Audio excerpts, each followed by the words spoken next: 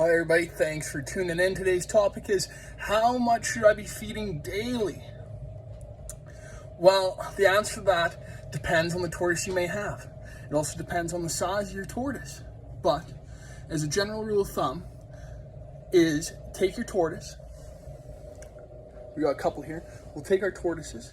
We will flip them upside down as if they were a bowl, hollowed out, and create a space roughly the shell size of safe weeds, plants, and flowers. If you're dealing with a Hermann's, Horsfield, a Russian tortoise, the Greek tortoises, weeds, plants, and flowers, you can't go wrong. That's with any species of tortoise.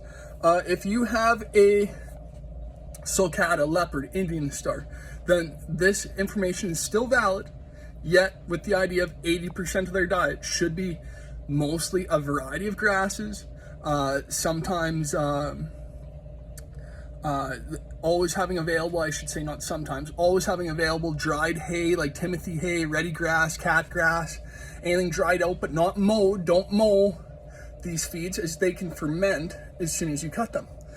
But really for amount, if we're touching on amount, we should feed about a shell-sized amount. Some people say, hey, we should feed, I feed a blanket-sized amount. That isn't enough. You're gonna have a hungry, food-possessive tortoise that is just treacherously chasing things. But here's a good sign. Look at this, stay with me while I reach this here.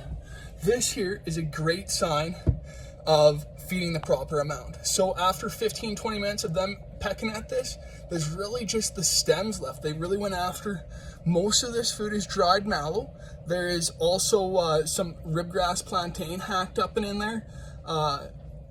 Sometimes I offer just pieces of succulents like chicks and hens, the dried pieces, as I find that doesn't give a loose stool, but it's a safe daily feed.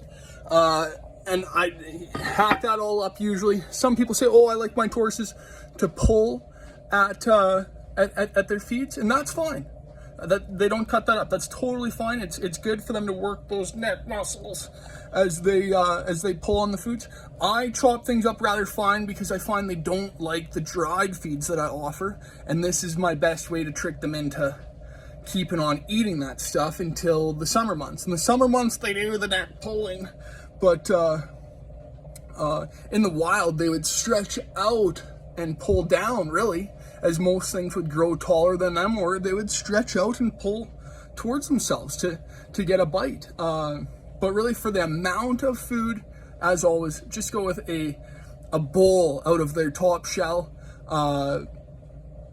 and with that, you can't go wrong daily. The problem is I find people overfeed and then they go with a shell-sized amount of lettuce, kale, carrot tops, and celery. Save the supermarket food for your family supper. And as far as tortoises go, just walk out your front door. You're never too far away from a weed, a plant, or a flower once you learn how. Please stay tuned as things get nicer out here. I'm going to be posting a ton more videos touching on foraging, drying out those feeds to save them for the winter months, and how to identify what a safe weed, plant, or flower may be. If you like, follow my Facebook group, Natural Tortoise Keepers Canada. A few other good groups to check in on would be the Tortoise Trust Facebook group, Tortoise Protection group, Tortoise Addicts UK, Tortoise Plant Addicts UK, Tortoise Information group, Hermanni Haven, Russian Tortoise Care and Advice group. These are all amazing groups with great admin teams on them that really go the extra mile in order to have your tortoise thriving, save you money, and that's really my main intention here, is to save tortoise keepers money, to keep your tortoise healthy, and to just have fun sharing experiences for tortoises. Thanks so much for tuning in. Your pal Hops and Scotch over and out.